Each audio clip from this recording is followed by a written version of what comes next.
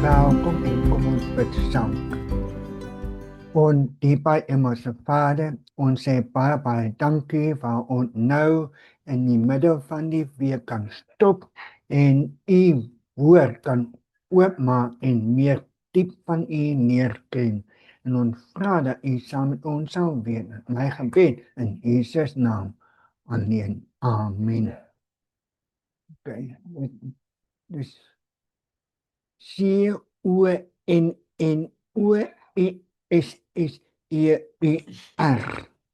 So dit beteken 'n persoon wat baie is. Dit is nou verduidelik. En dan gaan ons Bybel lees. Nou, kom ons lees die Bybel en sê 2 Timoteus 3 vers 16. Die hele skrif is deur God geïnspireer en het groot waarde om in hierdie waarheid te onderrig, dwaling te bestry en verkeerdhede reg te stel en die regte lewewyse aan te kweek. Nou, hierdie is baie moeilik door te gaan uithaal uit 'n ander Bybel wat sê die hele skrif kom direk van God af. Daaruit kan ons so baie leer. Dit help ons om te wys waar mense die pad verby te dra en om hulle weer reg te help. Uit die skrif kan ons ook vir mense wys hoe God wil hê julle moet leef. Dit wat die vers beteken. Okay. CONNOESSER, connoisseur, is 'n spesialis in sy vakgebied, sy vak. Nou, dit word veral verbind met koskennis of 'n fyn beproewing. Iemand wat opgelei is om kwaliteit en smaak en persoonlikhede te herken. Ken. En te waardeer. Die woord kom van die oude Franse werkwoord. So dit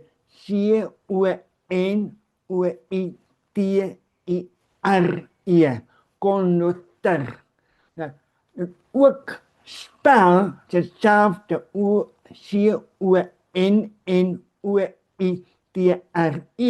maar ander is CONNAITER.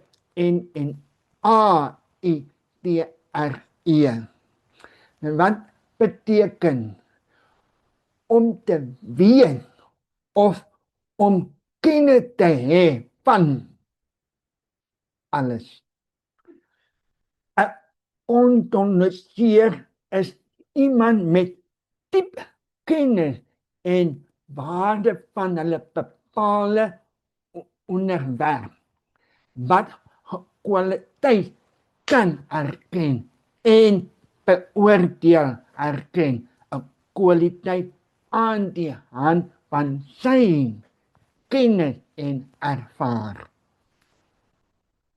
Maar nou, die belangrikste kennis is regtig 'n kennis van die woord van God. Jy hoef nie 'n professor of 'n predikant te wees om die basiese beginsels van die woord te kan verstaan nie. Ongelukkig aanvaar baie mense bloot anders te uitleg van die skrifte, sonder om self te ondersoek wat die woord van God sê. Dit is soos om 'n rigtingaanwyser te vra waar van iemand wat self nog nie die padkaart bestudeer het of de route self gery het nie. Hoe betroubaar kan sy aanwysing wees?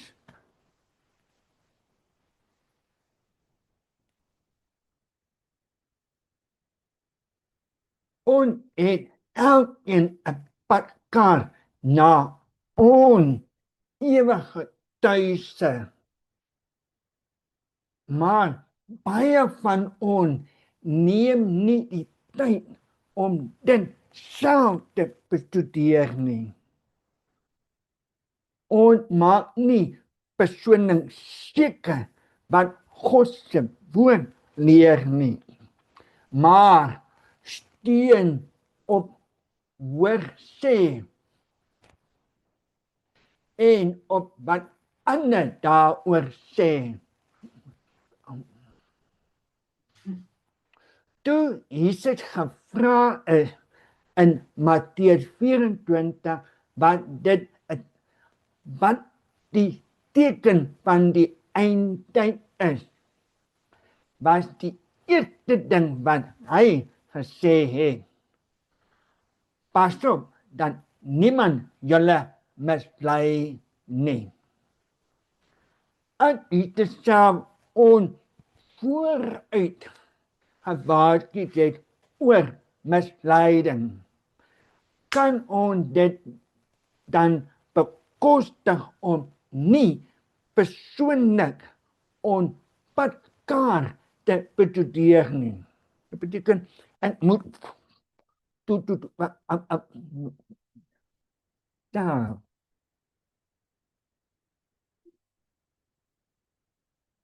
wou dink ons dat ons weet, dat by ons einde nie weet nie.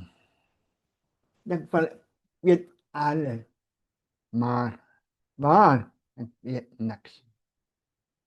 Laat die Bybel sy eie uitlegging gee. Moenie met 'n vooropgestelde idee na die waarheid soek nie. Nou, die vooropgestelde beteken jy het reeds besluit wat jy glo. So voorop glo nog voordat jy die saak deeglik het. Soek al die tekste wat oor dieselfde onderwerp praat. Soek self. Nou, Jesaja 28:10 sê, hier 'n bietjie en daar 'n bietjie.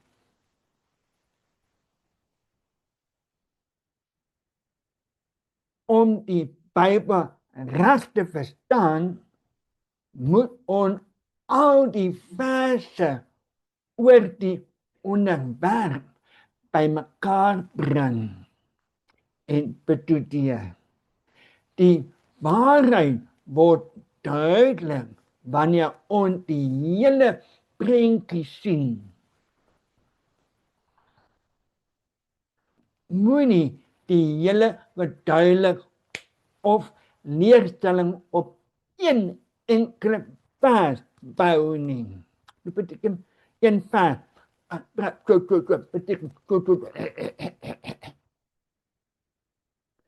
Lees elke teks in 'n konteks wat op van die voorafgaande en waarop gevolgde teks as ook die hoofstuk. Dan moet kan leer vers beteken moet lees okay, soek ander pas en duidelik. Die Bybel sal homself nooit weerspreek nie. Beteken ek nie Bijbel praat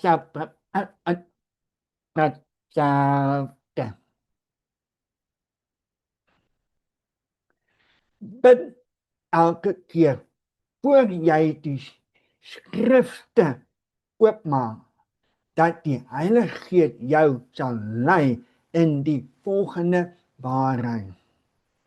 Soek Jesus eerste uit jou persoonlik saligmaker en verlosser. Moenie net die woord hoor nie, maar doen dit ook. Word dade van die woord. Dat beteken, as ek woord lees, ek moenie vloek, moenie steel, ook dit doen ook. Net maar doen nog steeds werken. En soos jy in die geloof begin gehoorsaam, sal die Here jou die krag en die oorwinning gee om meer en meer te leer en so hy te word. Jy sal 'n kontinueer van die skrifte word. Liewe vriend, ons leef in armtige tye. Daar is nie meer tyd vir uitstel. Moenie dat die dinge wat gaan gebeur jou onverwag betrap nie. Onthou die 10 maagde wat na die bruilofsfees genooi was. 5 het gedink dat hulle genoeg olie in hulle lampe het. Maar toe dit te laat was, het hulle ontdek dat hulle nie genoeg olie vir hulle lampe gehad het nie. Die Heilige Gees kort. 2 Korintiërs 6:2 sê, kyk, nou is die regte tyd. Nou is die dag van redding. Uit Nuwe Afrikaanse vertaling. Kom ons bid saam. Dankie, Hemelse Vader, dat U woord die waarheid is.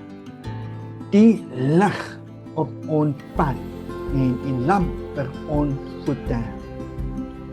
Bewaar ons van die misleiding en stuur U Heilige Gees om ons in die volle waarheid te lei.